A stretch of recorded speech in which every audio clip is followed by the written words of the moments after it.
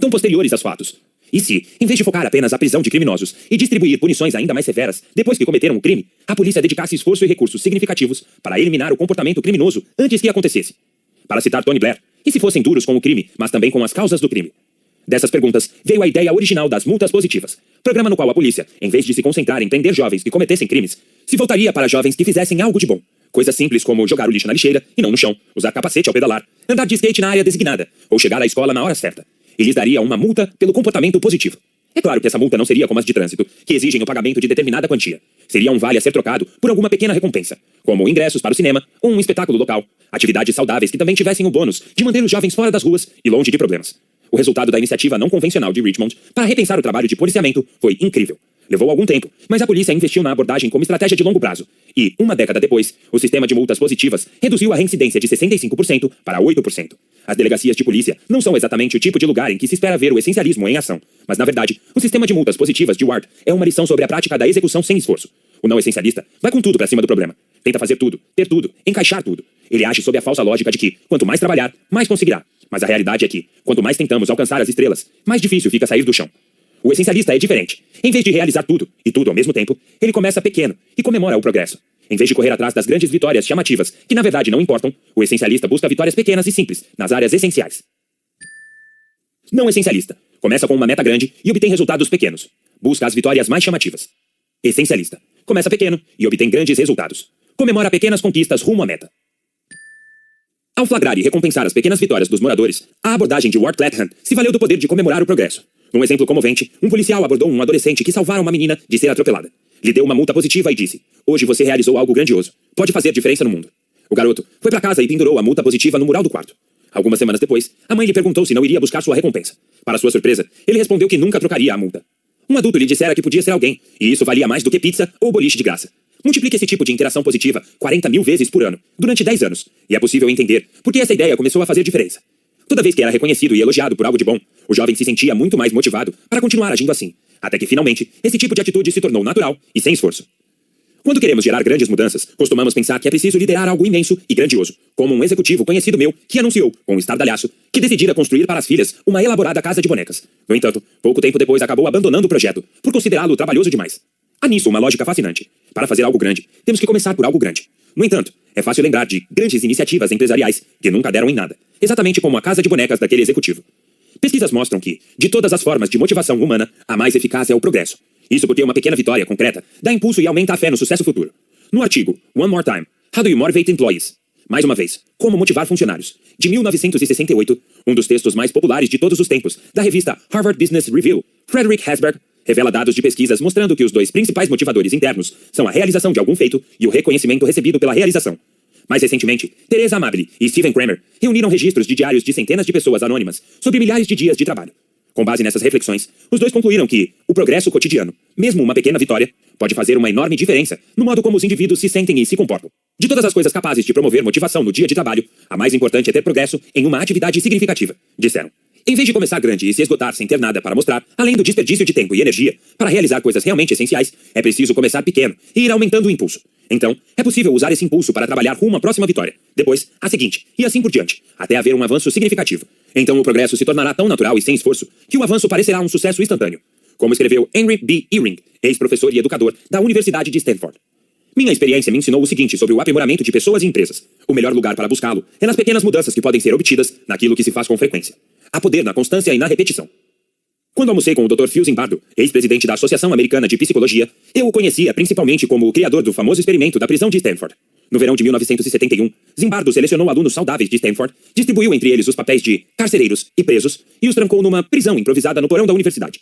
Em poucos dias, os prisioneiros passaram a manifestar sintomas de depressão e estresse extremo, enquanto os carcereiros começaram a agir de maneira cruel e sádica. O experimento foi encerrado antes do prazo, por razões óbvias. A questão é que, o mero fato de serem tratados como prisioneiros e carcereiros criou, no decorrer de poucos dias, um impulso que levou os participantes a agir como tais. O experimento da prisão de Stanford é lendário, e muito se escreveu sobre suas inúmeras implicações. Mas eu queria saber o seguinte: se apenas o fato de serem tratados de certa maneira condicionou aqueles alunos de Stanford a adotar aos poucos os comportamentos negativos, será que o mesmo tipo de condicionamento funcionaria com comportamentos mais positivos? Na verdade, hoje Zimbardo tenta realizar um grandioso experimento social nessa linha chamado Projeto da Imaginação Heróica. A lógica é aumentar a probabilidade de alguém agir com coragem, ensinando-lhe os princípios do heroísmo. Ao estimular e recompensar atos heróicos, Zimbardo acredita que podemos, de forma consciente e deliberada, criar um sistema no qual atos heróicos finalmente se tornem naturais e sem esforço. Temos escolha. Podemos usar nossa energia para criar um sistema que torne fácil a execução de ações produtivas. Ou podemos nos resignar com um sistema que, na verdade, dificulta a produtividade. O sistema de multas positivas de Ward adotou a primeira linha e deu certo. Somos capazes de aplicar o mesmo princípio às escolhas que fazemos ao projetar sistemas na vida. Eu e Ana, minha mulher, tentamos incorporar essas ideias ao sistema de criar filhos. Em certo momento, ficamos preocupados com o tempo que as crianças passavam diante de telas. Somando televisão, computador, tablets e celulares, fica fácil demais perder tempo com entretenimento não essencial. Mas, naturalmente, nossa tentativa de fazê-los mudar de hábito provocou atrito. As crianças sempre reclamavam quando desligávamos a televisão ou tentávamos limitar o tempo de tela. E nós, como pais, tínhamos que policiar a situação conscientemente, o que nos afastava de fazer o que era essencial. Então criamos um sistema de fichas. As crianças recebiam 10 fichas no início da semana. Podiam trocar cada uma por meia hora de tela ou 50 centavos no final da semana. Num total de $5 ou 5 horas de tela por semana. Quem lesse um livro durante meia hora ganharia uma ficha a mais, que poderia ser trocada por tela ou dinheiro. O resultado foi incrível. Da noite pro dia, o tempo de tela caiu 90%. A leitura aumentou na mesma proporção. E o esforço geral que despendíamos para policiar o sistema despencou. Em outras palavras, o número de atividades não essenciais foi drasticamente reduzido e o de atividades essenciais aumentou. Depois de investirmos apenas um pequeno esforço inicial para montar o sistema, ele funcionou sem atritos. Todos podemos criar sistemas assim, em casa e no trabalho. O segredo é começar pequeno, estimular o progresso e comemorar as pequenas vitórias. Conheça algumas técnicas. Concentre-se no progresso mínimo viável. Uma crença comum no Vale do Silício é: concluído é melhor do que perfeito. Isso não quer dizer que devamos produzir qualquer porcaria, mas sim deixar de perder tempo com o que não é essencial e fazer o que precisa ser feito. Nos círculos empresariais, o conceito é expresso como criação do produto mínimo viável. A ideia é: qual é o produto mais simples possível que seria útil e valioso para o cliente que pretendemos alcançar? Do mesmo modo, é possível adotarmos o método do progresso mínimo viável. Podemos nos perguntar: qual é o menor progresso que seria útil e valioso para a tarefa essencial que queremos cumprir? Usei essa prática para escrever este livro. Por exemplo, ainda na fase de exploração, antes mesmo de começar a redigir o texto, eu publicava uma ideia curta, meu produto mínimo viável, no Twitter. Se ela repercutisse por lá, eu escrevia um texto no blog da Harvard Business Review. Com a repetição desse processo que exigia pouquíssimo esforço, consegui descobrir se o que eu pensava dialogava com os aspectos que as outras pessoas consideravam mais relevantes. É o mesmo processo que a Pixar usa em seus desenhos animados. Em vez de começarem com roteiros, eles partem de storyboards, ou, como se costuma explicar, a versão em quadrinhos do filme. Vão experimentando ideias e vendo o que dá certo. Fazem isso em pequenos ciclos, centenas de vezes. Depois, mostram um filme a pequenos grupos para receber feedback. Isso lhes permite aprender o mais depressa possível, com o mínimo de esforço. Como disse John Lasseter, diretor de criação da Pixar e agora da Disney. Na verdade, não terminamos nossos filmes. Nós os lançamos. Faça a preparação mínima viável. Existem duas maneiras de abordar uma meta ou um prazo importantes. Pode-se começar cedo e pequeno, ou tarde e grande. Tarde e grande significa realizar tudo na última hora, virar noites e fazer acontecer. Cedo e pequeno quer dizer começar quanto antes, com o mínimo investimento possível de tempo. Muitas vezes, 10 minutos investidos num projeto ou numa tarefa 2 semanas antes do encerramento do prazo podem evitar muito estresse e correria frenética de última hora. Pegue uma meta ou um prazo que terá que cumprir e pergunte-se: qual é o mínimo que posso fazer agora mesmo para me preparar? Um líder e palestrante extremamente inspirador explicou que seu segredo é começar a elaborar as palestras 6 meses antes. Ele não prepara o discurso inteiro, só começa. Se você tiver uma apresentação para fazer daqui a algumas semanas ou alguns meses, abra um arquivo de texto agora mesmo e passe 4 minutos listando ideias. Depois, salve e feche o arquivo. Não leve mais do que 4 minutos, apenas comece. Uma colega de Nova York usa um truque simples. Sempre que ela agenda uma reunião ou um telefonema, leva exatos 15 segundos para listar os objetivos principais. Assim, no dia marcado, quando se senta para preparar as questões a serem tratadas, pode consultar sua lista. Não é preciso planejar toda a pauta da reunião. Apenas alguns segundos de preparação geram resultados valiosos. Recompense visualmente o progresso. Muitos pais e professores usam como método de reforço positivo um quadro ou mural em que vão colocando uma estrelinha cada vez que a criança faz alguma coisa que eles gostariam de encorajar. Pode ser sempre que o filho come as verduras do prato, vai dormir na hora certa ou arruma o quarto. Ou sempre que o aluno faz o dever de casa, ajuda na aula ou entrega um trabalho antes do prazo, por exemplo. Se você já foi premiado em algum sistema desse tipo, sabe como é estimulante receber esse reconhecimento visual.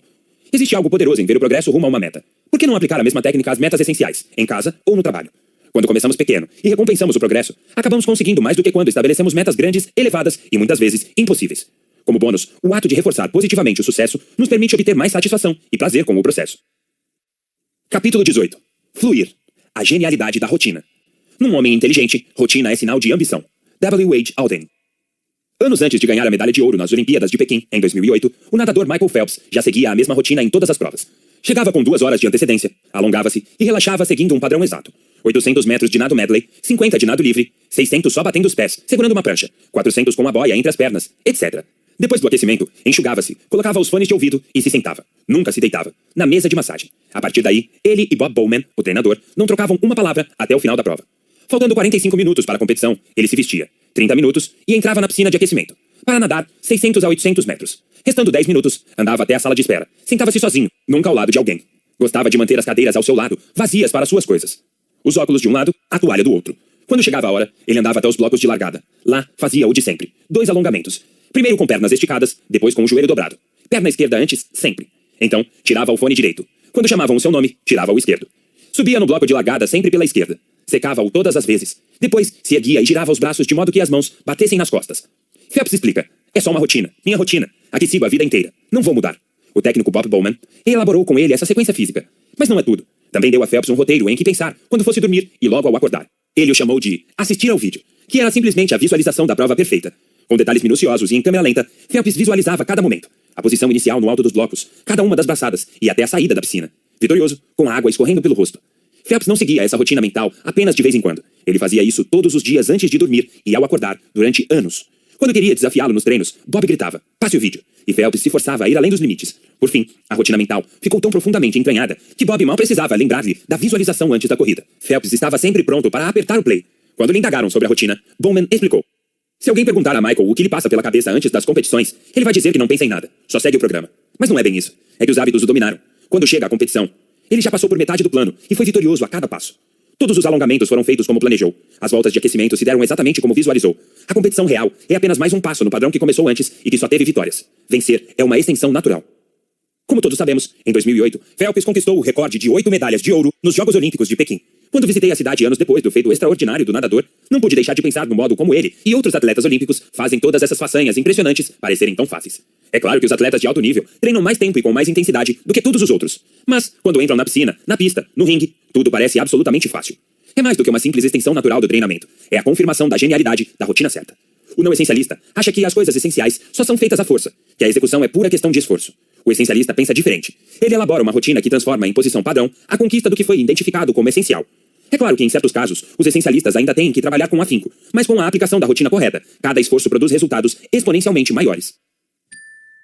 Não essencialista. Tenta executar à força o que é essencial. Permite que itens não essenciais sejam o padrão. Essencialista. Elabora uma rotina que preserva o essencial, tornando a execução algo que quase não exige esforço. Faz do essencial a posição padrão. Fazer com que pareça fácil. A rotina é uma das ferramentas mais poderosas para remover obstáculos. Sem ela, a atração das distrações não essenciais nos domina. Mas se criarmos uma rotina capaz de preservar o essencial, começaremos a executá-la no piloto automático. Em vez de buscarmos conscientemente o essencial, ele acontecerá sem precisarmos pensar a respeito. Não teremos que gastar energia todo dia priorizando tudo. Gastaremos apenas um pouquinho de energia inicial para elaborar a rotina, e depois bastará segui-la. Há um conjunto imenso de pesquisas científicas que descrevem o mecanismo pelo qual a rotina permite tornar fáceis as coisas difíceis. Uma explicação simplificada é que, quando cumprimos determinada tarefa, os neurônios criam novas conexões pelas vias de comunicação, chamadas sinapses. Com a repetição, as conexões se fortalecem e ativá-las fica mais fácil para o cérebro. Por exemplo, quando aprendemos uma palavra nova, são necessárias várias repetições a intervalos diferentes para que ela seja dominada. Para recordá-la depois, é preciso ativar as mesmas sinapses até que, afinal, você sabe a palavra sem pensar conscientemente nela. Um processo semelhante explica por que quando vamos do ponto A ao ponto B todos os dias, podemos acabar fazendo o percurso sem pensar nele de maneira consciente. Ou porque, quando preparamos certo prato algumas vezes, não precisamos mais consultar a receita. Ou porque qualquer tarefa mental fica mais fácil a cada vez que tentamos executá-la. Com a repetição, dominamos a rotina e a atividade vira um hábito. Nossa habilidade de executar o essencial, assim como qualquer outra, melhora com a prática. Pense na primeira vez que precisou desempenhar uma função importante no trabalho. A princípio, se sentiu um novato, provavelmente inseguro e desconfortável. O esforço para se concentrar esgotou sua força de vontade. Instalou-se a fadiga decisória. Provavelmente você se distraiu à toa. Isso é normal. Mas, depois de cumprir a função várias vezes, você ganhou confiança. Não se distraiu mais. Conseguiu realizá-la melhor e mais depressa, com menos esforço e sem precisar se concentrar tanto. Esse poder da rotina nasce da capacidade do cérebro de assumir o controle total até o processo de se tornar inconsciente. Também existe outra vantagem cognitiva na rotina. Depois que o trabalho mental passa para os gânglios basais, o espaço da mente é liberado para se concentrar em outra coisa. Isso nos permite executar uma atividade essencial no piloto automático e, ao mesmo tempo, nos envolver ativamente em outra sem sacrificar o nível de foco e contribuição. Na verdade, o cérebro começa a trabalhar cada vez menos. Diz Charles Duhigg, autor do livro O Poder do Hábito. O cérebro pode se desligar quase completamente. E essa é uma verdadeira vantagem, porque significa que você tem toda aquela atividade mental para dedicar a outra coisa. Para alguns, a criatividade e a inovação são aniquiladas na rotina. O supremo exercício do tédio. E as rotinas realmente podem ficar assim. Mas as rotinas erradas, as certas, podem melhorar a inovação e a criatividade, pois poupam nossa energia. Em vez de gastar nosso suprimento limitado de disciplina tomando as mesmas decisões várias vezes, quando incorporamos as decisões à rotina, canalizamos essa disciplina para outra atividade essencial. O trabalho de Mihai Csikszentmihalyi sobre criatividade demonstra que pessoas muito criativas usam rotinas rígidas para liberar a mente. A maioria dos indivíduos criativos logo descobre qual é seu melhor ritmo para dormir, comer e trabalhar, e obedece a ele mesmo quando é tentador fazer outra coisa. Eles usam roupas confortáveis, só interagem com pessoas por quem sentem afinidade, só fazem o que acham relevante. É claro que essas idiosincrasias podem não ser agradáveis para aqueles com quem têm que conviver, mas personalizar padrões de ação os ajuda a libertar a mente das expectativas que exigem atenção e permite uma concentração intensa no que realmente importa. O CEO de uma das empresas mais inovadoras do Vale do Silício tem uma rotina que, à primeira vista, parece chata e fatal para a criatividade. Uma vez por semana, ele faz uma reunião de 3 horas de duração que começa às 9 da manhã. Ela nunca foi cancelada nem remarcada. É obrigatória, de modo que todos os executivos sabem que nunca devem marcar nenhuma viagem que coincida com ela. Se for às 9 horas da manhã de segunda-feira, todos estarão lá. É uma disciplina. À primeira vista, não há nada de muito especial nisso. Mas a qualidade das ideias que surgem nessa reunião regular é especial. Como o diretor eliminou o custo mental envolvido em planejar a reunião ou em pensar em quem comparecerá ou não, todos podem se concentrar na solução criativa de problemas. E, na verdade, a equipe faz com que ter ideias e soluções criativas pareça fácil e natural. O poder da rotina certa. De acordo com pesquisadores da Universidade Duke, quase 40% das nossas escolhas são profundamente inconscientes. Não pensamos nelas no sentido costumeiro antes de tomá-las. O bom disso é que podemos desenvolver novas habilidades, que acabam se tornando instintivas. O perigo é desenvolvermos rotinas contraproducentes. Se não houver total atenção e consciência, podemos nos enredar em hábitos não essenciais, como verificar e-mails no instante em que nos levantamos pela manhã, comprar doces no caminho de casa todo dia, ou passar a hora do almoço acessando redes sociais, em vez de usar esse tempo para pensar, refletir, recarregar as energias ou interagir com amigos e colegas. Então, como descartar as rotinas que nos mantêm presos a hábitos não essenciais e substituí-las por outras que façam com que a execução do que é essencial seja realizada quase sem esforço? Reformule seus gatilhos.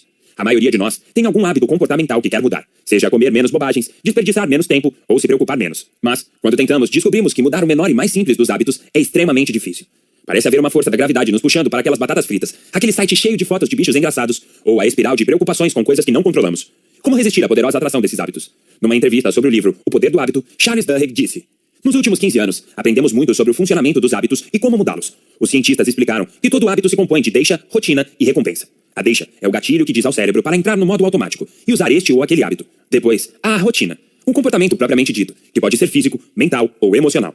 Por fim, vem a recompensa, que ajuda o cérebro a perceber se valerá a pena recordar esse hábito específico no futuro. Com o tempo, esse ciclo deixa-rotina-recompensa se torna mais automático, e a deixa e a recompensa se entrelaçam neurologicamente. Isso significa que, se queremos mudar a rotina, não precisamos mudar o comportamento em si. Em vez disso, precisamos encontrar a deixa que provoca a atividade ou o comportamento não essencial e dar um jeito de associar esta mesma deixa a algo essencial. Por exemplo, se ao voltar para casa você passa por uma padaria e tem vontade de comprar um bolo, na próxima vez que passar por ela, aproveite a deixa e compre uma salada no restaurante do outro lado da rua. Ou se o som do despertador pela manhã o faz verificar e-mails, use-o como deixa para se levantar e ler um livro. A princípio, será difícil vencer a tentação de entrar na padaria ou olhar os e-mails, mas a cada vez que executar o novo comportamento, você fortalecerá o vínculo cerebral entre a deixa e ele, e logo, de forma subconsciente e automática, você se verá seguindo a nova rotina. Crie novos gatilhos. Se a meta é estabelecer mudanças comportamentais, não devemos nos restringir apenas às deixas existentes. Podemos criar outras para provocar a execução de alguma rotina essencial. Usei essa técnica para desenvolver a rotina de escrever num diário, e para mim, deu super certo. Durante muito tempo, só escrevi nele esporadicamente. Adiava esse momento ao longo do dia, à noite pensava, faço isso de manhã. Mas inevitavelmente não fazia, e na noite seguinte tinha que escrever sobre 2 dias, e era coisa demais. Aí, adiava de novo, e assim por diante. Então, alguém me disse que desenvolvera a rotina de escrever algumas linhas à mesma hora, todo dia. Parecia algo simples, mas eu sabia que precisaria de alguma deixa que me lembrasse de escrever na hora marcada, todo dia. Senão, continuaria a adiar como vinha fazendo. E comecei a pôr o diário na pasta, ao lado do celular. Desse jeito, quando tiro o celular da pasta para carregá-lo toda noite, vejo o diário, e isso me leva a escrever nele. Hoje é instintivo, natural. Já faz 10 anos que comecei e sigo firme nesse hábito. Faça o mais difícil primeiro. Ray Zinn é fundador e presidente executivo da Micrel, empresa de semicondutores do Vale do Silício. Tem 75 anos, num setor e numa cidade que costumam exaltar garotos de 20 e poucos anos que largaram a faculdade. Em 1978, ele e o sócio investiram $300 mil para abrir a empresa, que dá lucro todos os anos desde a fundação, a não ser no ano em que consolidaram 2 fábricas. A partir do momento em que abriram o capital, as ações nunca caíram abaixo do preço de lançamento. Ray acredita esse sucesso ao foco extremamente disciplinado na lucratividade. Ele comanda a empresa há 35 anos e durante todo esse período segue a mesma rotina. Acorda às 5h30, inclusive aos sábados e domingos, como faz há mais de 50 anos. Depois, pratica 1 hora de exercícios. Toma o café da manhã às 7h30 e chega ao serviço às 8h15. O jantar é às 18h30, com a família. Vai dormir às 22 horas. Mas o que realmente permite a Ray dar um nível máximo de contribuição é que sua rotina durante o dia inteiro é dominada por uma única regra. Focalize primeiro o mais difícil. Como Ray me explicou, já temos coisa demais em que pensar. Por que não eliminar algumas criando uma rotina? Use essas dicas para desenvolver a rotina de cumprir a tarefa mais difícil logo pela manhã. Descubra uma deixa. Aquele primeiro cafezinho, o alarme do celular, ou qualquer coisa que você esteja acostumado a fazer logo cedo, para levá-lo a se concentrar no mais difícil. Misture as rotinas. É verdade que fazer as mesmas coisas à mesma hora, dia após dia, fica chato. Para evitar esse tipo de fadiga, não há por que não ter rotinas diferentes para cada dia da semana. Jack Dorsey, um dos fundadores do Twitter e criador da Square, tem uma abordagem interessante da rotina semanal. Ele a dividiu em temas. Segunda-feira é para reuniões gerenciais e administrar a empresa. Terça-feira, para desenvolvimento de produtos. Quarta-feira, marketing, comunicações, inovação. Quinta-feira, desenvolvedores e parcerias. Sexta-feira é para a empresa e sua cultura. Essa rotina ajuda a acalmar o caos de uma empresa nova com crescimento rápido. Permite que ele concentre a energia num único tema por dia, em vez de se sentir puxado em todas as direções. Ele segue essa rotina todas as semanas, sem exceção, e com o tempo, os outros aprendem e organizam reuniões e solicitações em torno dela. Ataque as rotinas uma de cada vez. Como vimos no capítulo anterior, para ter grandes resultados, precisamos começar pequeno. Portanto, comece com uma única mudança da rotina diária ou semanal, e depois, aumente o progresso a partir daí. Não quero insinuar que essas mudanças são fáceis. Muitas rotinas não essenciais são profundas e emocionais. Formaram-se no calor de emoções fortes. A ideia de que basta estalar os dedos para substituí-las por outras é ingênua. Aprender novas habilidades essenciais nunca é fácil. Mas depois que as dominamos e as tornamos automáticas, conquistamos uma enorme vitória. Porque a habilidade continua conosco pelo resto da vida. O mesmo acontece com as rotinas certas. Depois de estabelecidas, são dádivas que não param de contribuir para a realização de suas metas. Capítulo 19. Focalizar. O que é importante agora? A vida só está disponível no momento presente. Quem abandona o presente não pode viver profundamente os momentos da vida cotidiana. Thich Nhat Hanh. Larry Gewicks treinou o time de rugby da Highland High School, do estado americano de Utah, e obteve 418 vitórias contra apenas 10 derrotas, e conquistou 20 campeonatos nacionais em 36 anos. Sua receita para o sucesso é manter os jogadores totalmente no momento presente, concentrados no que é mais importante, não no jogo da semana que vem, no treino de amanhã, na próxima partida, mas no aqui e agora. Com isso, Larry faz com que as vitórias quase não exijam esforço. Mas como? Em primeiro lugar, em vez de os jogadores repassarem na mente o último jogo que deu errado, ou gastarem energia mental, preocupados em não perder a partida, coisas que não ajudam nem são construtivas, os atletas são estimulados a focalizar apenas o jogo em que estão neste momento. Em segundo lugar, Larry os ajuda a manter o foco no modo como estão jogando. Ele faz com que se perguntem: o que é importante agora? Pois acredita que uma parte imensa da vitória é determinada pelo foco dos jogadores, no próprio jogo ou no jogo do adversário. Quando começam a pensar no outro time, os jogadores perdem o foco. Conscientemente ou não, começam a querer jogar como o outro time. Distraem-se, dividem-se. Quando mantêm o foco no próprio jogo, aqui e agora, conseguem todos se unir em torno de uma única estratégia. Esse nível de unidade torna relativamente sem atrito a execução do plano de jogo.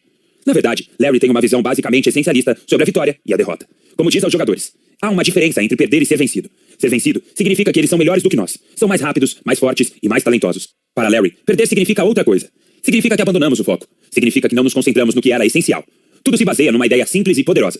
Para atuar no nível máximo de contribuição, é preciso sintonizar deliberadamente o que é importante aqui e agora. Só o agora existe.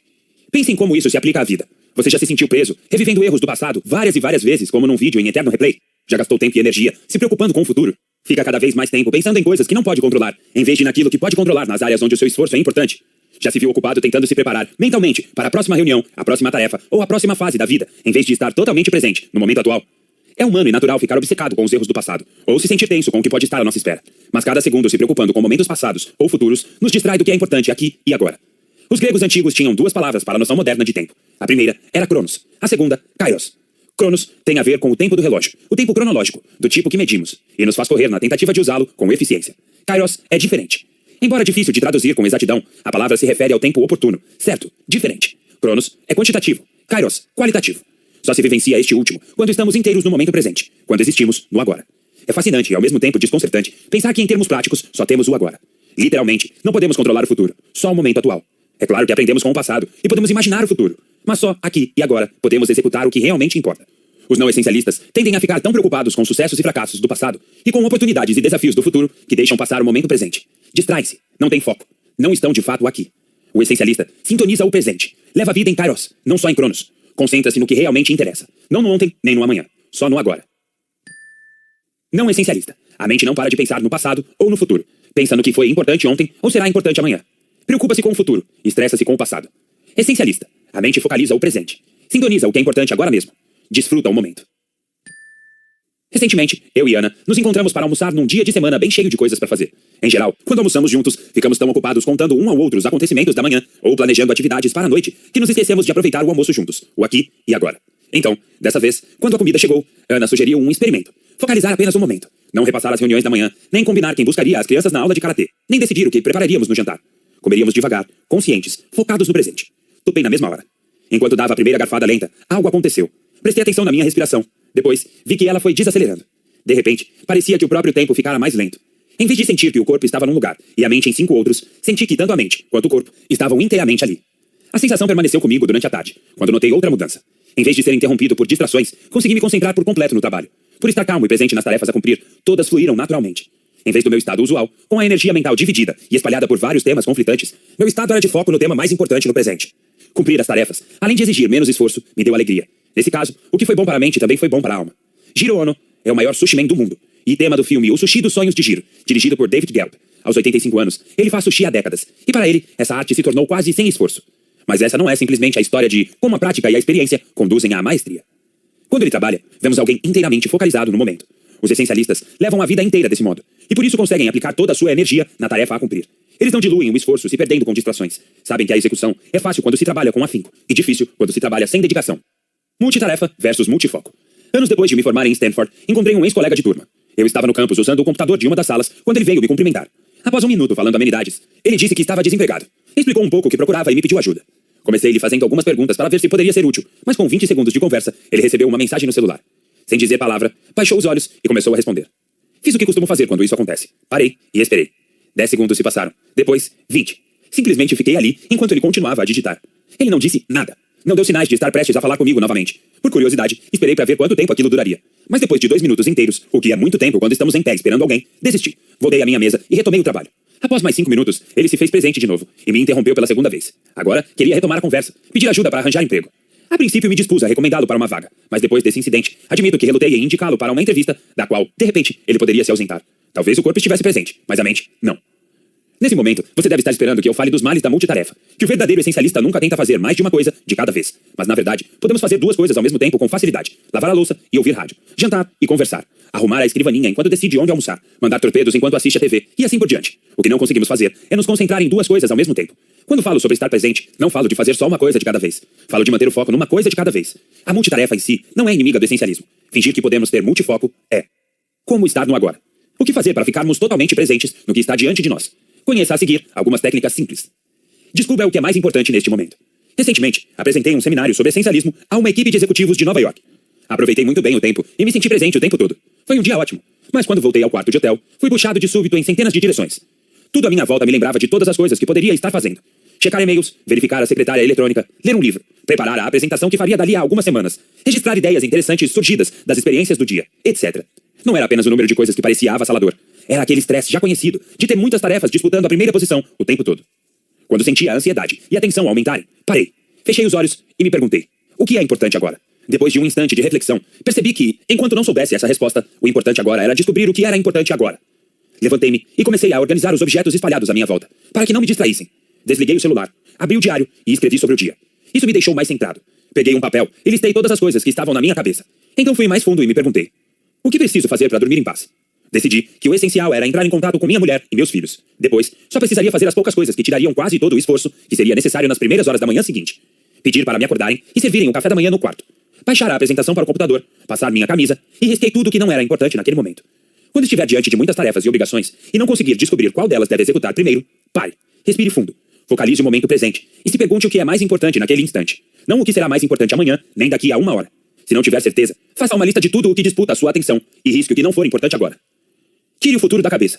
Tirar o futuro da cabeça permite focar mais intensamente o que é mais importante no momento. No caso anterior, meu passo seguinte foi fazer uma lista das coisas que poderiam ser essenciais, só que não agora.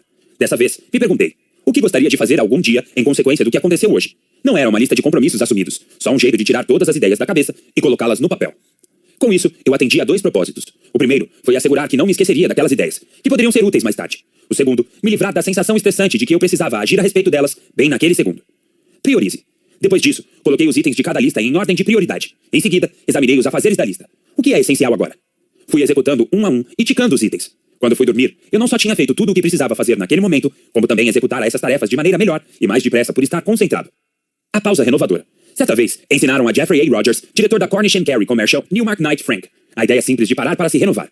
Tudo começou quando ele percebeu que à noite, quando chegava do trabalho, sua mente ainda estava presa a projetos ligados ao serviço. Todos conhecemos essa sensação. Saímos fisicamente do escritório, mas ainda estamos lá mentalmente, com a cabeça presa num círculo sem fim, repassando os fatos do dia e se preocupando com tudo o que será preciso fazer no dia seguinte. Hoje, quando se aproxima da porta de casa, Jeff aplica a pausa renovadora. A técnica é fácil. Ele para só um momento, fecha os olhos, inspira e expira uma vez, lenta e profundamente. Quando solta o ar, ele deixa os problemas do trabalho irem embora. Isso lhe permite entrar pela porta da frente e encontrar a família apenas com o propósito de estar ali com eles. E confirma a noção atribuída a Lao Tse. No trabalho, faça o que gosta. Com a família, esteja presente por inteiro. Thich Nhat Hanh, monge zen budista vietnamita, que já foi chamado de homem mais calmo do mundo, passou a vida inteira estudando como viver em Kairos, embora chame essa abordagem de atenção plena ou mente do iniciante. Ele escreveu: a atenção plena ajuda a voltar ao presente, e toda vez que se chega e se reconhece a condição de felicidade que temos, a felicidade vem. Esse foco em estar no momento presente afeta tudo o que ele faz. Todo dia, Tiki leva 1 hora inteira para tomar uma xícara de chá com os outros monges. E explica: suponha que você esteja tomando uma xícara de chá. Quando segura a xícara, talvez seja bom inspirar para trazer a mente de volta ao corpo e ficar inteiramente presente. E quando se está de fato ali, há outra coisa ali também: a vida, representada pela xícara de chá. Naquele momento, você é real, e a xícara de chá é real. Você não está perdido no passado, no futuro, nos projetos, nas preocupações. Está livre de todas essas aflições. E nesse estado de liberdade, aprecia o seu chá. Esse é o momento da felicidade e da paz. Durante o dia, preste atenção nos seus momentos de Kairos. Escreva-os no diário. Pense no que provocou aquele momento e no que o tirou dele. Quando já souber o que provoca o momento, tente recriá-lo. Treinar-se para sintonizar o Kairos, além de lhe permitir um nível mais alto de contribuição, também o deixará mais feliz. Capítulo 20. Ser. A vida essencialista. Tome cuidado com a aridez de uma vida ocupada. Sócrates. Tudo começou quando ele estudava para se tornar advogado na Inglaterra. Vindo de família rica e tendo boas perspectivas profissionais, o futuro parecia brilhante. Todo dia, acordava com uma sensação de certeza. Tinha clareza de seu principal objetivo: estudar para se formar em direito e depois levar uma vida confortável. Mas então, ele aproveitou uma oportunidade de dar a volta ao mundo e tudo mudou. Mohandas K. Gandhi foi à África do Sul e viu a opressão. De repente, descobriu um propósito mais elevado: a libertação dos oprimidos do mundo inteiro. Com essa nova unicidade de propósito, eliminou tudo o mais da vida. Chamou o processo de reduzir-se a zero.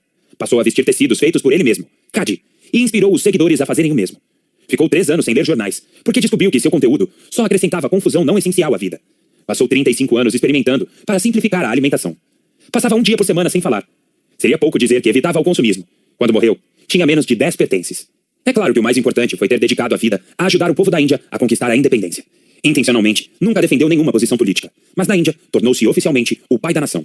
Sua contribuição, porém, foi muito além da Índia. Como disse o general George C. Marshall, secretário de Estado americano, por ocasião do falecimento de Gandhi. Gandhi foi o porta-voz da consciência da humanidade, um homem que tornou a humildade e a simples verdade mais poderosas do que impérios. E Albert Einstein acrescentou: as futuras gerações mal acreditarão que um homem como esse já caminhou em carne e osso sobre a Terra. É claro que não precisamos ser exatamente como Gandhi para nos beneficiar do exemplo de alguém que viveu totalmente como um essencialista. Todos podemos eliminar da vida o que não é essencial e seguir o caminho do essencialista, à nossa maneira, no nosso tempo e na nossa escala. Todos podemos levar uma vida não só de simplicidade, como de grande contribuição e significado. Viver essencialmente. Há 2 maneiras de pensar o essencialismo. A primeira é vê-lo como algo que se faz de vez em quando. A segunda é pensar nele como algo que se é. Na primeira, o essencialismo é mais um item acrescentado a uma vida já cheia. Na outra, é um modo diferente e mais simples de fazer tudo. Ele se torna um estilo de vida, uma abordagem abrangente para viver e liderar. Ele se torna a essência de quem somos. O essencialismo tem raízes profundas em muitas tradições espirituais e religiosas. Buda deixou a vida de príncipe para buscar a vida ascética. Isso o levou à iluminação e ao nascimento do budismo. Do mesmo modo, o judaísmo tem origem na história de Moisés, que abandonou a vida opulenta de príncipe adotado do Egito para viver no deserto como pastor. Foi lá que descobriu a missão essencial de libertar os israelitas da servidão. O profeta Maomé levou uma vida essencial, na qual remendava os próprios sapatos e roupas e ordenhava a própria cabra, e ensinou seus seguidores no islamismo a fazer o mesmo. João Batista também é exemplo de pessoa que levou uma vida simples. Morava no deserto, usava roupas de pelo de camelo e comia o que a terra lhe dava. Grupos cristãos como os Quakers também mantiveram na fé um firme elemento essencialista. Por exemplo, praticavam o testemunho da simplicidade, no qual se comprometiam a levar uma vida que só tivesse o essencial. Jesus foi carpinteiro e depois, em seu ministério, viveu sem riqueza, posição política nem pertences materiais. Podemos ver a filosofia de menos, porém melhor, refletida na vida de outros personagens notáveis, religiosos e seculares no decorrer da história. Para citar alguns, o Dalai Lama, Steve Jobs, Leon Tolstói, Michael Jordan, Warren Buffett, Madre Teresa e Henry David Thoreau, que escreveu: acredito na simplicidade. É tão impressionante quanto triste a quantidade de problemas triviais que até os mais sábios acham que precisam resolver num dia. Portanto, simplifique o problema da vida. Distinga o necessário e o real. Na verdade, encontramos essencialistas entre os mais bem-sucedidos em todos os campos de realização humana. São líderes religiosos, jornalistas, políticos, advogados, médicos, investidores, atletas, escritores, artistas plásticos. Dão sua máxima contribuição de várias maneiras, mas têm um traço em comum. A ideia de menos, porém melhor, não é da boca para fora. Eles escolheram deliberadamente adotar por completo o modo de viver do essencialista.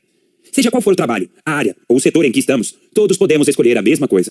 Espero que nesse ponto do audiolivro você já tenha aprendido e absorvido todos os princípios e habilidades básicos do essencialista. Neste capítulo, chegou a hora de dar o último passo e aprender a usar essas habilidades não para praticar o essencialismo apenas de vez em quando, mas para se tornar um verdadeiro essencialista. Formar-se em atividades menores.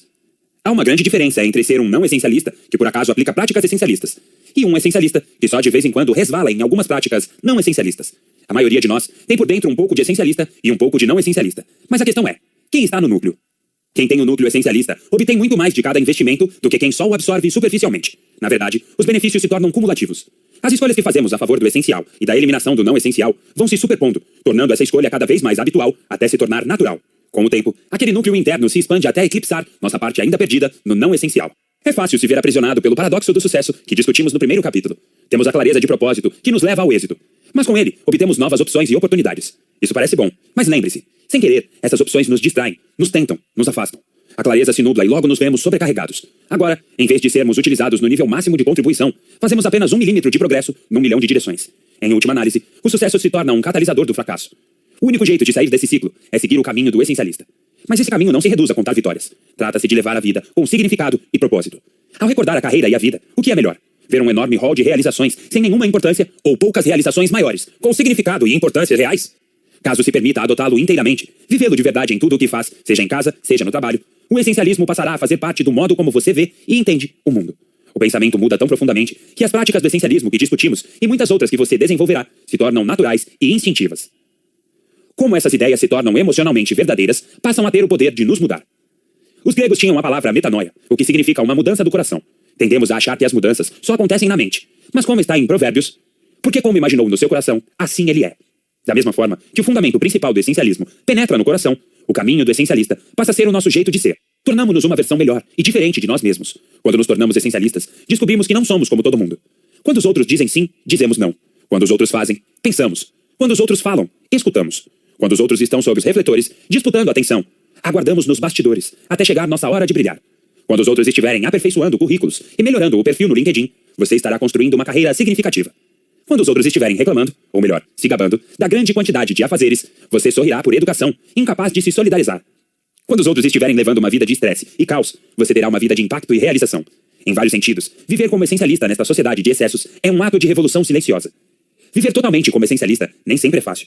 Em muitos aspectos, eu mesmo luto com isso. Ainda quero instintivamente agradar aos outros quando me pedem alguma coisa, mesmo quando sei que essa coisa não é essencial. Quando as oportunidades se apresentam, sobretudo quando são boas, ainda me pego pensando, posso fazer as duas coisas, mesmo que na verdade não possa. Ainda combato a ânsia de olhar o celular por impulso. Serei o primeiro a admitir. A transição não acontece da noite para o dia. Mesmo assim, com o tempo, descobri que fica cada vez mais fácil. Dizer não se torna menos desconfortável. As decisões ficam muito mais claras. Eliminar o que não é essencial passa a ser mais natural e instintivo. Sinto que tenho mais controle das minhas escolhas, a ponto de tornar a minha vida diferente. Se você abrir o coração e mente para adotar totalmente o essencialismo, essas coisas também serão verdadeiras para você. Hoje, o essencialismo não é apenas algo que aplico de vez em quando. Estou me tornando um essencialista o tempo todo. A princípio, foram algumas escolhas deliberadas que se transformaram num estilo de vida, que então me alterou profundamente. Continuo a descobrir quase todo dia que posso fazer cada vez menos e contribuir mais. É mais fácil exemplificar o que significa para mim ser essencialista em pequenos momentos como estes. Escolher brincar com os filhos em vez de comparecer a um evento para aumentar a rede de contatos. Escolher dizer não a clientes internacionais para poder escrever. Escolher um dia da semana para não entrar em nenhuma rede social e ficar totalmente presente em casa. Escolher me levantar às 5 da manhã, durante 8 meses, para escrever até às 13 horas e terminar este livro. Escolher acampar com os filhos e adiar o prazo de algum trabalho. Escolher não assistir a filmes nem televisão quando viajo a negócios, para ter tempo de refletir e descansar. Escolher regularmente um dia inteiro para dedicar à prioridade daquele dia, mesmo que isso signifique não fazer mais nada que esteja na lista de afazeres. Escolher não pegar o romance que estou lendo, porque hoje ele não é prioridade. Escolher quase todo dia nos últimos 10 anos, escrever no diário. Escolher dizer não a uma oportunidade de palestra para jantar fora com a minha esposa. Escolher dar o telefonema habitual ao meu avô de 93 anos, em vez de ficar no Facebook. Escolher a recusa a uma proposta recente de ser professor em Stanford, porque isso me afastaria da minha família e das palestras para disseminar a mensagem do essencialismo. A lista continua, mas quero mostrar aqui que focalizar o essencial é uma escolha. É sua escolha. Isso em si é incrivelmente libertador. Anos atrás, depois de largar a faculdade de Direito, tive que decidir que carreira eu seguiria. Com a ajuda de Ana, examinei dezenas, talvez centenas de ideias diferentes. Então, um dia, voltávamos para casa e perguntei: e se eu fizesse uma pós-graduação em Stanford? Houve muitos "e se?" como esse. Em geral, as ideias não calavam fundo. Mas dessa vez, tive uma sensação imediata de clareza. Naquele instante, eu simplesmente soube, enquanto as palavras saíam dos meus lábios, que aquele era o caminho essencial para mim. O que me deixou tão seguro de estar no caminho certo foi perder a clareza assim que pensei em me matricular em outra universidade. Várias vezes comecei o processo de matrícula em outros programas, mas parava em poucos minutos. A sensação não era certa. Então, concentrei meus esforços naquele único pedido de matrícula. Enquanto aguardava a resposta da universidade, muitas outras oportunidades, algumas bastante tentadoras, se apresentaram. Eu disse não a todas. Mas apesar da incerteza de ainda não saber se fora aceito, não fiquei ansioso nem nervoso. Estava calmo, focado, no controle. Só me candidatei a Stanford nas 2 vezes, quando finalmente recebi a aprovação, na segunda vez. Para mim, ficou claro que aquela era a coisa mais fundamental que eu teria que fazer. Era o caminho certo, na hora certa. Era a confirmação silenciosa e pessoal do jeito do essencialista. Se não tivesse escolhido o caminho do essencialista, talvez nunca seguisse a estratégia Stanford ou morte. Talvez nunca tivesse publicado na Harvard Business Review. E com muita certeza, jamais teria escrito as palavras que agora você lê, absorve e sobre as quais, espero, pensa bastante, no sentido de encontrar um modo de integrá-las à sua vida.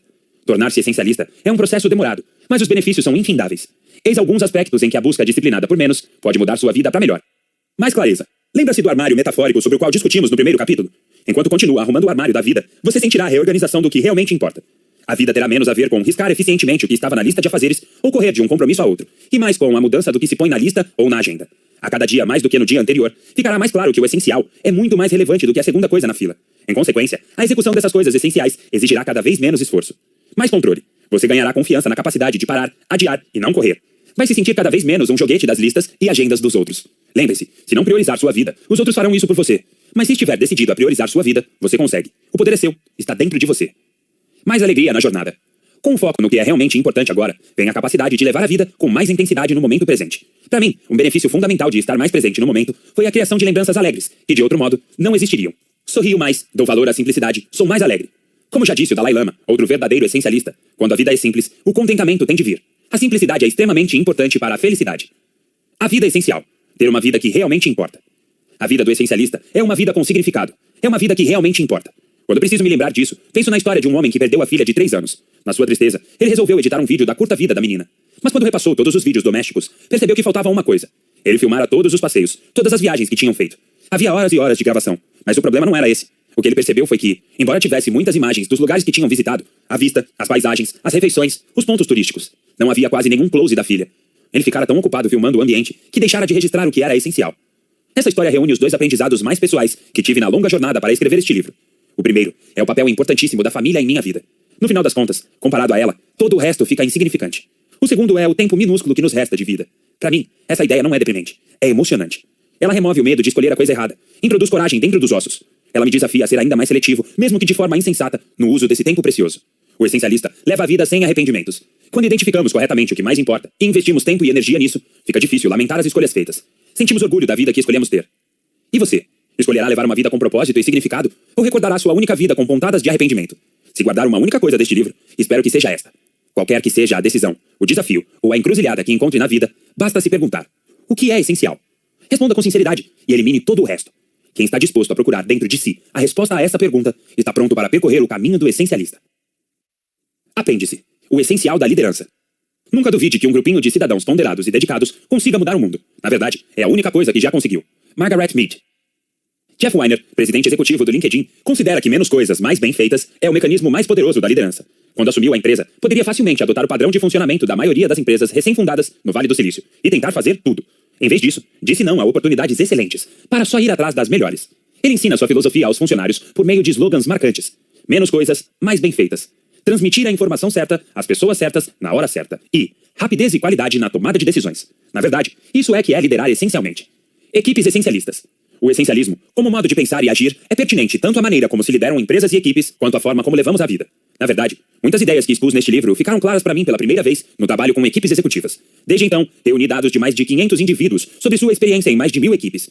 Pedi-lhes que respondessem a uma série de perguntas sobre a época em que trabalharam numa equipe unificada. Como tinha sido a experiência, o papel do gestor, o resultado final. Depois, pedi que a comparassem com a época em que participaram de uma equipe disfuncional e dissessem como era, que papel tivera o gestor, como isso afetara o resultado final. A conclusão dessa pesquisa foi espantosa. Quando houve alto nível de clareza de propósito, as equipes e os seus membros prosperaram muito mais. Quando houve falta grave de clareza a respeito de crenças, metas e papéis da equipe, seus integrantes sentiram confusão, estresse e frustração, e em última análise, fracassaram. Essa é apenas uma das muitas razões para que o princípio menos, porém melhor, seja tão útil na montagem de equipes capazes de fazer diferença quanto na capacitação de indivíduos para uma vida realmente importante. Hoje, a vida das equipes é rápida e cheia de oportunidades. Quando são equipes unidas, a abundância de oportunidades pode ser boa, mas quando falta clareza de propósito, fica difícil e até impossível para a equipe discernir, na miríade de oportunidades, quais são verdadeiramente vitais. A consequência não é intencional. É que os gestores não essencialistas tentam levar seus colaboradores a buscar coisas demais, e também tentam eles mesmos fazer coisas demais. E o progresso da equipe não ultrapassa determinado nível. O líder essencialista escolhe de forma diferente. Com clareza de propósito, ele é capaz de aplicar o lema menos, porém melhor, a tudo. Da seleção de talentos, à gestão, aos papéis, à comunicação, às responsabilidades. Em consequência, o grupo se une e avança para o próximo nível. Os elementos da liderança essencialista. Neste ponto do livro, você já aprendeu as falhas do pensamento não essencialista e substituiu essa lógica falsa pelas verdades básicas do essencialismo. Mas o essencialismo não termina no indivíduo. Se você é líder em qualquer nível, seja numa equipe de 2 colegas, seja num departamento com 500 funcionários, seja num grupo da escola ou da comunidade, o próximo passo da jornada, se quiser dá-lo, é aplicar à liderança essas mesmas habilidades e visões de mundo. A mentalidade do não essencialista. Tudo a todos. A mentalidade do essencialista. Menos, porém melhor. Os talentos do não essencialista. Contrata freneticamente. Os talentos do essencialista. Absurdamente seletivo na escolha de talentos. Elimina quem puxa a equipe para trás. A estratégia do não essencialista. Usa uma estratégia em cima do muro, na qual tudo é prioridade. A estratégia do essencialista. Define o objetivo essencial com uma pergunta. Se só pudéssemos fazer uma coisa, qual seria? Elimina as distrações não essenciais. A capacitação do não essencialista. Permite ambiguidade a respeito de quem faz o quê. As decisões são arbitrárias. A capacitação do essencialista. Focaliza o melhor papel e a meta de contribuição máxima de cada membro da equipe. A comunicação do não essencialista. Fala em código. A comunicação do essencialista. Escuta o que é essencial. A responsabilidade do não essencialista. Aceita demais ou fica tão ocupado que a rejeita como um todo. Às vezes faz as duas coisas. Atrapalha o foco do grupo e depois se ausenta do grupo. A responsabilidade do essencialista. Verifica com delicadeza se é possível a cada um remover obstáculos e permitir pequenas vitórias. O resultado do não essencialista. Uma equipe fragmentada que faz apenas 1 milímetro de progresso num milhão de direções. O resultado do essencialista. Uma equipe unificada que consegue chegar ao próximo nível de contribuição. Na descrição que você acabou de ouvir, estão claras as vantagens de aplicar a abordagem essencialista a todos os aspectos importantes da liderança. Mesmo assim, vamos detalhar um pouco melhor como liderar como um essencialista. Seja absurdamente seletivo na contratação. O não essencialista tende a contratar de maneira frenética e impulsiva, e depois fica ocupado ou distraído demais para demitir ou remanejar as pessoas que atrasam a equipe. A princípio, o paraíso das contratações parece justificar-se porque é preciso manter o ritmo de crescimento. Mas, na verdade, uma contratação errada sai muito mais caro do que a falta de um funcionário. E o custo de contratar várias pessoas erradas? E uma contratação errada costuma levar a várias contratações erradas, porque a pessoa errada tende a atrair mais gente errada. É a chamada explosão de Bezos, expressão de Guy Kawasaki, para descrever o que acontece quando uma equipe ou empresa que era ótima cai na mediocridade. Por outro lado, o essencialista é absurdamente seletivo com os talentos. Tem disciplina para guardar a contratação perfeita, por mais currículos que precise examinar, por mais entrevistas que tenha de realizar, por mais buscas de talentos que tenha de fazer. E não hesita em remover quem puxa a equipe para trás. O resultado é uma equipe cheia de gente de alto nível, cujo esforço coletivo acrescenta mais do que a soma das partes. Veja mais sobre esse tema no capítulo 9. Selecionar. Debata até estabelecer de modo realmente claro, e não bastante claro, um intento essencial. Sem clareza de propósito, os líderes não essencialistas usam uma estratégia em cima do muro. Tentam atingir objetivos demais e fazer coisas demais. Em consequência, as equipes se espalham num milhão de direções e fazem pouco progresso em todas elas. Desperdiçam tempo com o que não é essencial e negligenciam o que realmente importa. Veja no capítulo 10 a importância do propósito e do objetivo essencial. Hoje em dia, fala-se muito do alinhamento das empresas. E realmente, quanto mais alinhada a equipe, maior será a contribuição dele. O objetivo claro leva ao alinhamento. Direções vagas sempre produzem desalinhamento. Busque a extrema capacitação. O não essencialista reduz a capacidade dos outros ao permitir ambiguidade sobre quem fez o quê. Costuma-se justificar isso em nome do desejo de ter uma equipe ágil ou flexível. Mas, na verdade, cria-se uma falsa agilidade. Quando não se sabe qual é a real responsabilidade de cada um, nem como o desempenho será avaliado, quando as decisões são ou parecem ser arbitrárias e quando os papéis são mal definidos, logo os integrantes desistem, ou, pior ainda, ficam obcecados em parecer ocupados e, portanto, importantes em vez de realmente pôr mãos à obra. O essencialista compreende que a clareza é o segredo da capacitação. Ele não permite que os papéis sejam vagos e genéricos. Assegura que cada membro da equipe tenha verdadeira clareza sobre a contribuição que se espera dele e de todos os outros. Recentemente, um presidente executivo admitiu que permitira que a ambiguidade da equipe prejudicasse a empresa como um todo. Para reparar os danos, disse que passou por um imenso processo de otimização, até ter apenas 4 relatórios diretos, cada um com uma responsabilidade funcional clara na empresa inteira. Peter Thiel, empreendedor e capitalista de risco, levou o lema menos, porém melhor, a um nível nada ortodoxo, quando insistiu que os funcionários do PayPal escolhessem uma única prioridade de seu papel e se concentrassem exclusivamente nela. Como recorda Keith Rabois, executivo do PayPal, Peter exigiu que cada um se encarregasse de uma única prioridade. Recusava-se a discutir praticamente tudo conosco, a não ser a iniciativa número 1, que nos era atribuída naquele momento. O resultado foi que os funcionários se capacitaram a fazer qualquer coisa dentro dos limites daquele papel claramente definido, que, segundo eles, daria um alto nível de contribuição à missão de todos na empresa. Transmita as coisas certas às pessoas certas no momento certo. O líder não essencialista se comunica em código e, em consequência, ninguém tem certeza do real significado de nada. A comunicação não essencialista costuma ser genérica demais para ser útil ou muda tão depressa que todo mundo é pego desprevenido. Por outro lado, os líderes essencialistas transmitem as coisas certas às pessoas certas no momento certo. São sucintos e optam por restringir a comunicação para manter a equipe focalizada. Quando falam, são claríssimos. Evitam jargões sem sentido e a mensagem é sempre coerente. Dessa maneira, as equipes conseguem separar o essencial em meio a todo o ruído trivial. Verifique com frequência a situação para garantir um progresso significativo. Um líder não essencialista não é bom no quesito responsabilidade. Uma razão básica e um tanto óbvia é que, quanto mais coisas se tenta fazer, mais difícil é acompanhar todas elas. Na verdade, sem querer, o líder não essencialista pode treinar o pessoal a não esperar nenhum acompanhamento. Por sua vez, os membros da equipe logo aprendem que não há repercussão em caso de falhas e improvisos, ou de priorizar o fácil acima do importante. Aprendem que cada objetivo ditado pelo líder só será enfatizado por um instante, até dar lugar a outra coisa de interesse momentâneo. Por se demorar esclarecendo o único item realmente exigido, o líder essencialista torna o acompanhamento tão fácil e sem atrito que ele realmente acontece. Ao verificar frequentemente como vai o trabalho para recompensar pequenas vitórias e ajudar a remover obstáculos, ele promove a motivação e o foco da equipe e permite que os membros façam progressos mais significativos. Veja no capítulo 17, O Poder do Progresso. A simples liderança, de acordo com o princípio menos, porém melhor, permitirá que a equipe aumente o nível de contribuição coletiva e realize algo verdadeiramente extraordinário. Como explicado por Ella Batt, líder essencialista clássica e realmente visionária, que foi citada como heroína pessoal por Hillary Clinton, e tem como legado o prestigiado Prêmio Indira Gandhi pela Paz, e dezenas de instituições dedicadas a melhorar as condições de vida de mulheres pobres na Índia. De todas as virtudes, a simplicidade é a minha favorita, tanto que acredito que pode resolver a maioria dos problemas, sejam pessoais, sejam mundiais. Quando a abordagem da vida é simples, não é preciso mentir tanto, em brigar, roubar, invejar, enraivecer, agredir, matar. Todos terão o suficiente com abundância, e não precisarão acumular, especular, apostar, odiar. Quando o caráter é belo, somos belos. Essa é a beleza da simplicidade. Na verdade, essa é a beleza de liderar como um essencialista. Agradecimentos. Agradeço às seguintes pessoas. Ana, por acreditar nesse projeto durante muitos anos, e acreditar em mim por mais tempo ainda. Nisso e em tudo, você foi minha melhor amiga, minha conselheira mais sábia. Talia Cron, por remover com maestria tudo o que não era essencial, até que só o essencial restasse. Tina Constable, Tara Gilbert, Ayelet Grosspech e Gianni Sandri, por iniciarem uma conversa e um movimento. Wade Lucas e Robin Wolfson, por levarem o essencialismo numa turnê. Rafe Sagalin, por merecer definitivamente a fama de agente nota 1000. Mamãe e papai, por tudo. Vovó e vovô, por nos mostrarem o que é uma vida essencial. Mamãe e papai, por Ana. Senhora Sweet, por me ensinar. Senhor Frost, por nos fazer pensar de verdade. Sam, James, Joseph, Lewis e Craig, por me libertarem para ser eu mesmo. Considero esta a minha nota que explica tudo. Anne Hayes, por fazer da jornada inteira um prolongado ganha-ganha. Justin, por ler várias partes desse livro, em vários formatos, em vários horários do dia e da noite. Daniel, Débora, Ellie, Louise, Max, Spencer e Ruth, por tornarem mais fáceis as minhas escolhas depois de ver as suas. Britton, Jessica, John, Joseph, Lindsay, Megan, Whitney, pelo apoio infalível. Rob e Natalie Mendes, pelo dom da conversa sem filtro. Peter Conte Brown, por nosso acordo. Alison Bebo, Jennifer Bailey, Tim Brown, Bob Carroll, pai e filho. Doug Crandall, Alyssa Friedrich, Tom Friel, Rocky Garth, Larry Gelwitz,